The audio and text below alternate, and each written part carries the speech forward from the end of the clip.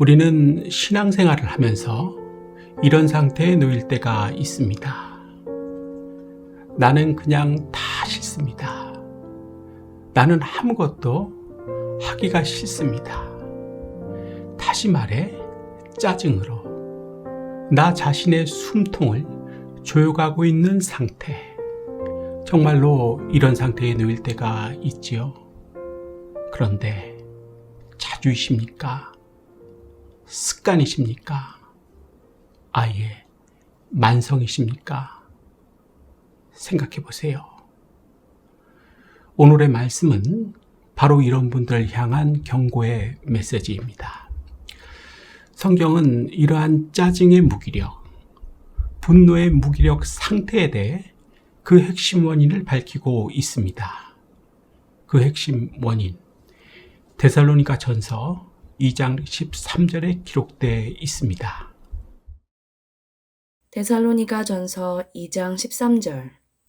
이러므로 우리가 하나님께 끊임없이 감사함은 너희가 우리에게 들은 바 하나님의 말씀을 받을 때에 사람의 말로 받지 아니하고 하나님의 말씀으로 받음이니 진실로 그러하도다. 이 말씀이 또한 너희 믿는 자 가운데서 역사하느니라. 핵심 원인이 무엇입니까? 말씀이 내 안에서 역사하지 않는 것입니다. 이게 핵심 원인입니다. 다들 그렇겠구나 하고 동의가 되시지요? 더욱이 이 말씀 데살로니가 전서 2장 13절은 핵심 원인과 함께 아주 중요한 세 가지 원리를 가르쳐 줍니다. 아주 중요한 세 가지 원리. 잘 들으셔야겠죠? 첫 번째 원리는 말씀은 하나님의 말씀으로 받을 때 역사한다는 것입니다.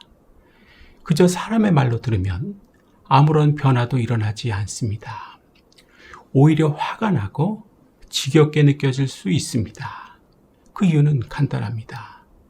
그 말씀 안에 담긴 하나님의 권위가 보이지 않으면 잔소리에 불과하기 때문입니다. 우리의 반복되는 실패가 바로 이 지점에서 비롯되는 것입니다. 잘 들으십시오.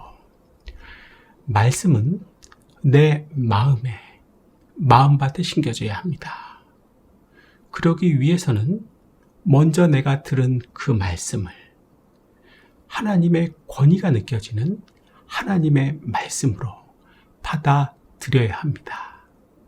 큰 소리로 따라해 볼까요? 말씀은 마음에 심겨져야 한다. 그러기 위해서는 먼저 들은 그 말씀을 권위가 느껴지는 하나님의 말씀, 음성으로 받아들여야 한다. 믿음이 있는 자만이 들은 그 말씀을 하나님의 음성으로 받아들일 수 있습니다. 그래서 이것이 최우선으로 중요합니다.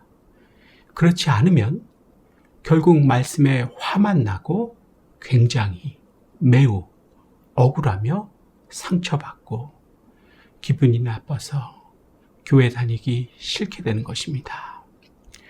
두 번째 원리는 방금 설명드린 것과 같이 믿음이 없으면 말씀은 역사하지 않게 된다는 것입니다. 성경은 분명하게 말합니다. 말씀은 믿는 자 안에서 역사한다. 13절 하반절만 다시 볼까요? 너희 믿는 자 가운데서 역사하느니라. 내가 믿는 자가 되어서 믿지 않으면 아무 일도 일어나지 않습니다. 변화가 없습니다. 늘 그 상태, 그 모양입니다. 그래서 어떠한 기쁨도 희망도 없는 것입니다. 교회 다녀도 아무런 소용이 없다는 생각을 진심으로 가지고 살게 되는 것입니다. 따라해 볼까요? 내가 믿음이 없어서 믿는 자가 되지 못했기 때문에 어떠한 기쁨도 희망도 없고 교회 다녀도 아무런 소용이 없다는 생각을 진심으로 확실하게 가지고 살게 된 것이다. 그리고 잘 알고 있으십시오. 믿음이란 하나님께서 나에게 주신 선물입니다. 내가 만들어내는 것이 아닙니다. 하지만 이 믿음을 내 쪽에서 파손시키는 방법이 있다고 성경은 이해시켜 줍니다. 그런 말씀이 어디 있습니까? 디모데전서 1장 19절입니다. 디모데전서 1장 19절. 믿음과 맑은 양심을 가지고 싸워야 합니다. 어떤 사람들은 양심을 저버렸기 때문에 그들의 믿음은 파선을 당했습니다. 양심을 저버리면 내 믿음은 파선합니다. 부서집니다. 망가집니다. 무너집니다. 아닙니까? 어려서는 부모님이 양심을 지킬 수 있도록 도와줍니다. 그러나 시간이 지나면 어떻게 해야 합니까? 나 스스로가 지켜 나가야 하는 것입니다.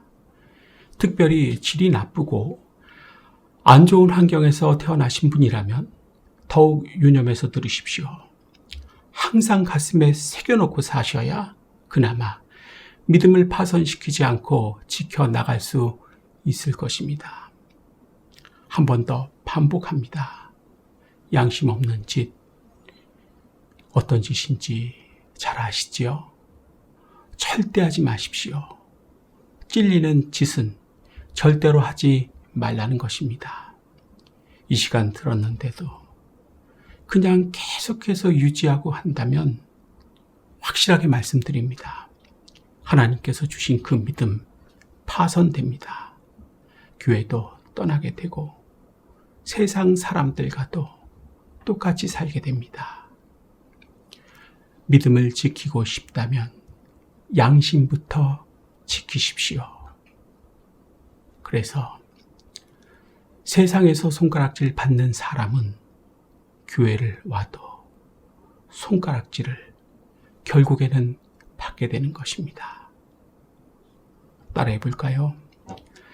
세상에서 손가락질을 받고 사는 사람은 교회 와서도 역시 손가락질을 받게 된다. 하나님의 음성으로 들을 수 있기를 부탁하고 또 부탁드립니다. 세 번째 원리는 말씀에 대한 태도가 나의 전체적인 신앙 상태와 미래를 결정한다는 것입니다. 사랑하는 여러분, 말씀을 들을 때 여러분의 태도는 어떠하십니까? 대답해 보십시오. 지겹습니까? 화가 자꾸만 치밀어 오르십니까?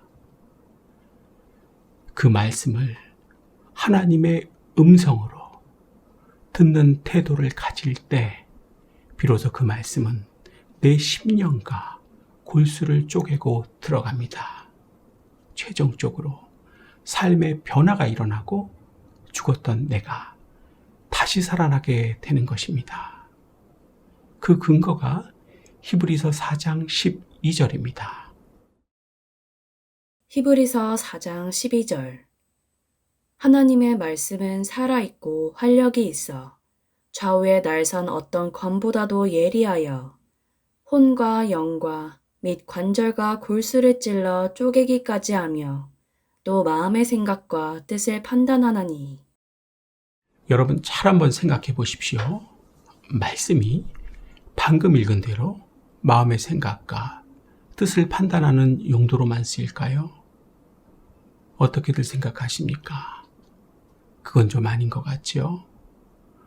말씀은 나에게 실질적으로 생명과 능력을 공급해 주는 것입니다. 뭐를 공급해 준다고요? 생명과 능력입니다. 그래서 예수님께서도 말씀하시지요. 뭐라고 말씀하십니까? 사람이 떡으로만 살 것이 아니요 하나님의 입에서 나오는 모든 말씀으로 살 것이라. 명심하십시오. 이런 생명과 능력을 공급해 주는 말씀에 대한 나의 태도가 내 신앙 상태와 미래를 결정해 주는 것입니다.